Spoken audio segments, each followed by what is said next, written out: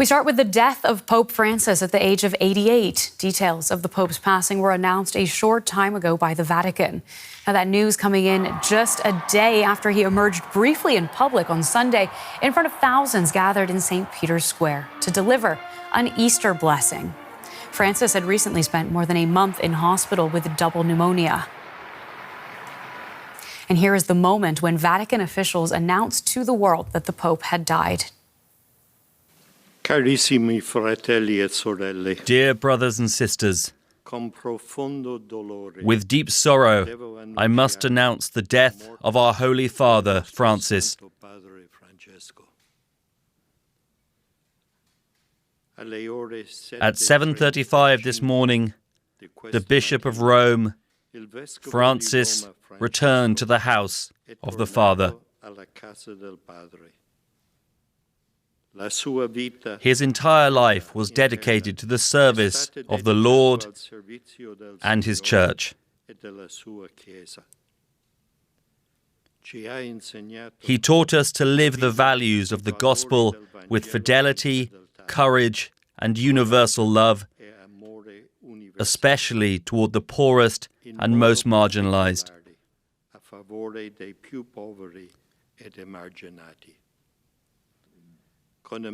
With immense gratitude for his example as a true disciple of the Lord Jesus, we commend the soul of Pope Francis to the infinite, merciful love of the triune God.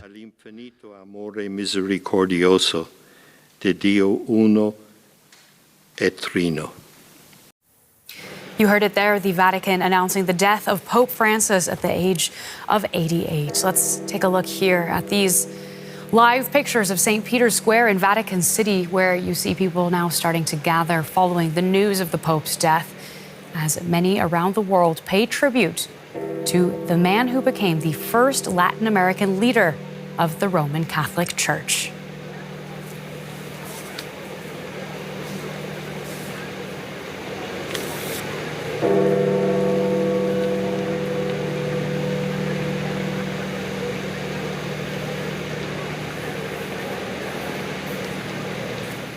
So bells ringing there at St. Peter's Square. Let's get across to journalist Philip Willan, who's been covering the Vatican for many years. Tell us, first of all, what the atmosphere is like today in Rome.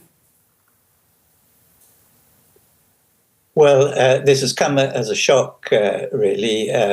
The Pope obviously has been very seriously ill. He's an elderly man of 88 years. But he appeared in St. Peter's Square for Easter Mass yesterday, and this looked like a sign that he really was on the mend. He gave a blessing from the balcony to the faithful in the square.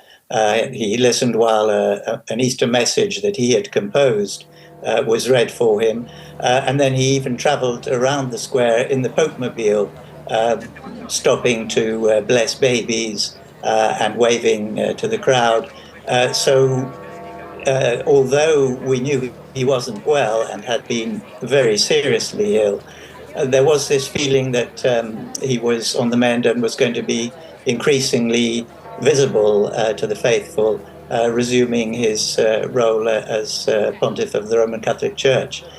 So it really has come as a shock, I think, to everyone, despite the anxieties and the clear evidence that he was not well. His voice was very weak, and often his face seemed to be show expressions of suffering when he was seen in public. And here, the Vatican announcing his death on Easter Monday. Can you tell us what we can expect to see happening today in Vatican City? The mechanisms for organizing a conclave to elect his successor will begin immediately, and cardinals will be called from all over the world to come and meet one another and consult over the future of the Church and who should be the next leader.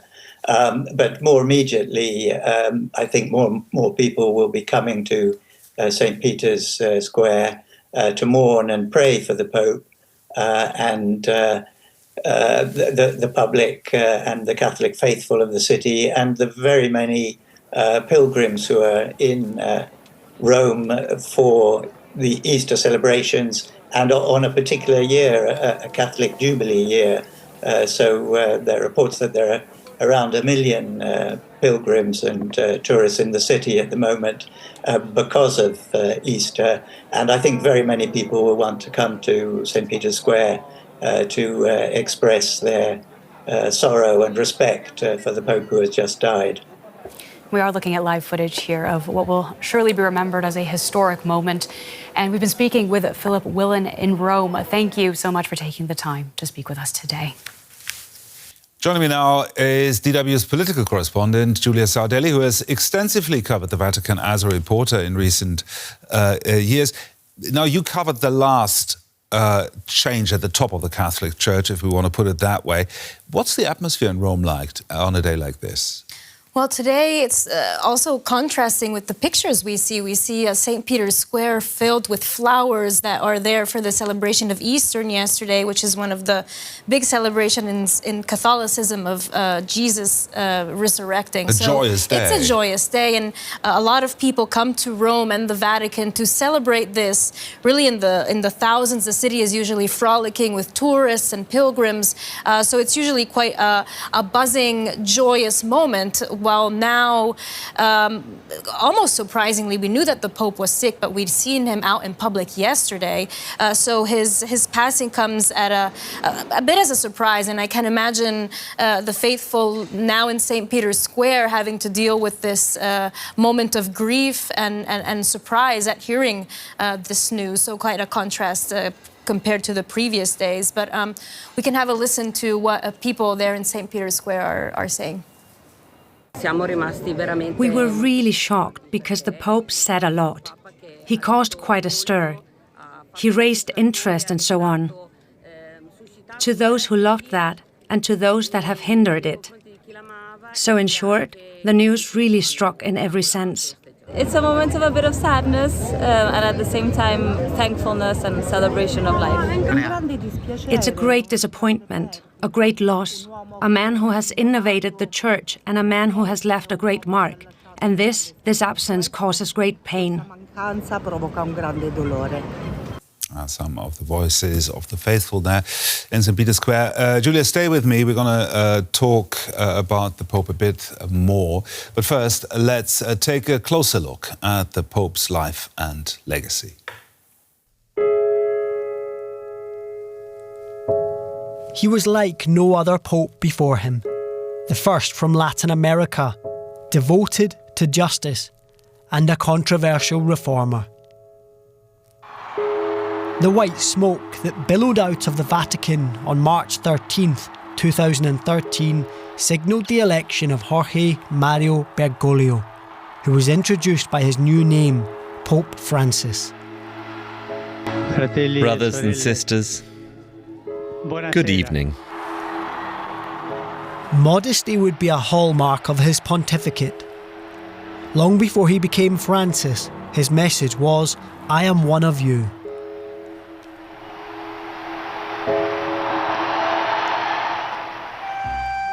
Jorge Mario Bergoglio was the son of Italian immigrants in Argentina.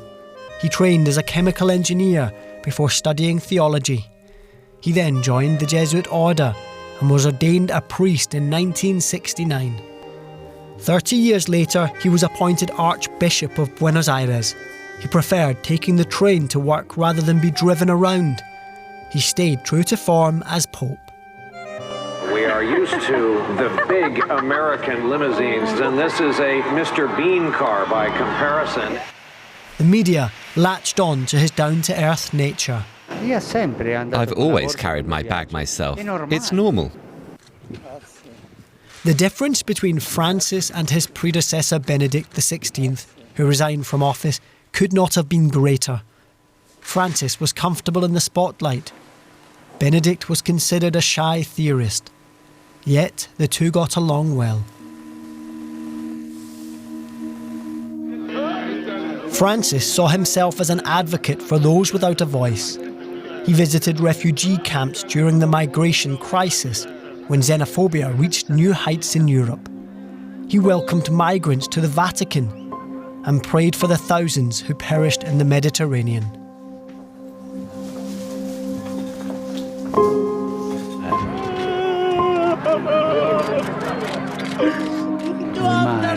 The sea, a cemetery. Francis was a political pope who supported peace negotiations in Colombia and in the Central African Republic. He played a crucial role in forging the way to a diplomatic thaw in relations between Cuba and the US under the Obama administration. And he prayed for peace in the Middle East, at Jerusalem's Western Wall, and at the wall Israel built around the Palestinian territories. Pope Francis didn't shy away from taking on the most powerful politicians in the world, as then US President Donald Trump soon learned. A person who repeatedly only thinks about building walls and not bridges is not a Christian. But Francis's papacy was not without controversy. In his native Latin America, critics staged protests against him. As a young priest, he was accused of failing to speak out against Argentina's brutal military rule of the 1970s. He was also lambasted for mishandling sex abuse scandals that rocked the Catholic Church. Many conservatives were sceptical about the Pope's approach to renew the Church, cleaning up the influential Vatican Bank and appointing new cardinals, especially in developing countries. Traditionalists found this irritating. Then Francis met with a gay couple and conveyed an understanding for their way of life. If someone is gay and he searches for the Lord and has goodwill, who am I to judge? For many in the Vatican, such a comment from a pope was unthinkable. Francis felt the backlash.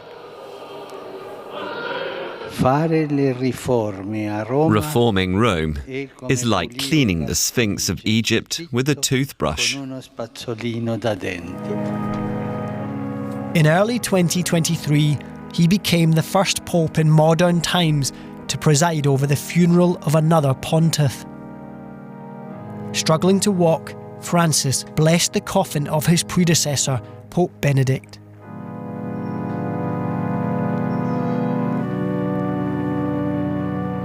Tens of thousands packed into St. Peter's Square to attend the Mass and witness history. Pope Francis's own legacy will be marked less by his theological discourses than his enduring image as a man of the people. Because of his humble nature, he enjoyed a popularity like no other pontiff before him, not just among his church followers, but around the world.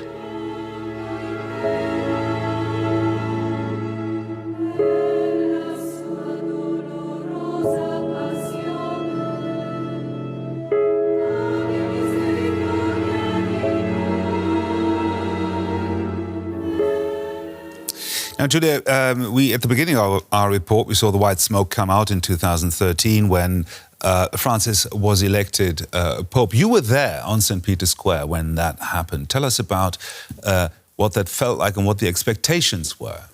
Well, it came as a surprise because before a pope is elected, there's obviously a lot of rumors going around and lists of papable names, people who might be actually... Papable, is that a word? Yeah, papable. That's how people in Rome and journalists especially call them.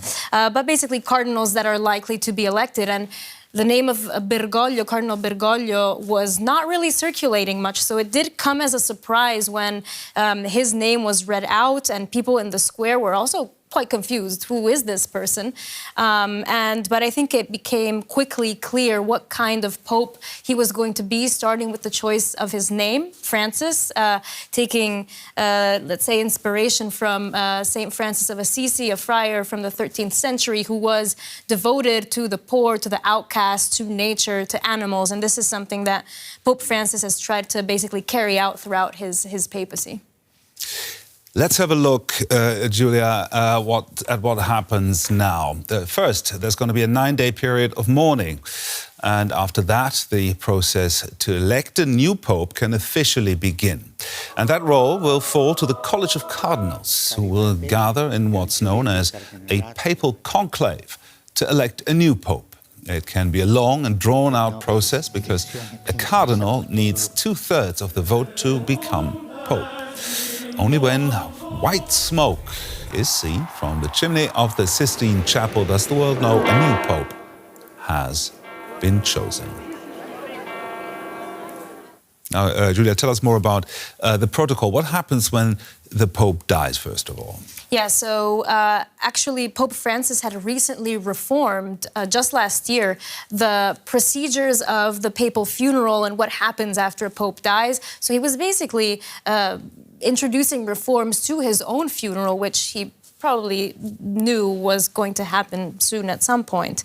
And he simplified the procedures. For example, now that the Pope has been declared dead, there are going to be 9 days of mourning. And throughout these days, there are going to be masses, but the Pope is also going to be lying in wake in St. Peter's Cathedral. And that is where the process has been simplified. There's going to be only one coffin instead of 3 coffins within one another like previously. The Pope is not going to be laid on a pedestal, but he's going to be closer to the faithful so they can see him lying in wake. And he's also established that the Pope can be buried outside of the grounds of the Vatican. And he has said that he wants to be buried in the Basilica of St. Mary Major, also in Rome, which is a basilica that was close to his heart. And once the funeral happens, so after these 9 days of mourning, then between the 15th and the 20th day after the death of the Pope, that's when the conclave has to start. So all the cardinals that are there to elect the Pope, a maximum of 120 under the age of 80. These are very precise rules that are all spelled out. That's when they will gather in the Vatican City and then ultimately go into the Sistine Chapel, isolated from the world. And that's when they start with the votes to hopefully end up with white smoke again. There's a process that is, or the rules for that process, hundreds and even thousands of years old. Quite fascinating, actually. Now, thousands of worshippers are already gathering at St. Peter's Square. Thousands more will probably come to attend the funeral. On top of that, 2025 is a holy year. Millions of pilgrims expected to come to or head to the Vatican. How big of an impact will all that have on the city of Rome? Well, the city of Rome already struggles with infrastructure and also with a very high number of tourists coming into the city. And so this is obviously likely going to bring further strain to the city. When Pope John Paul II died, there were huge crowds of pilgrims sleeping in the streets, spending their nights outside of St. Peter's, waiting to go and see the body of the Pope. So we can really expect a big influx of people this time around too. Thank you very much, Julia Saudelli there.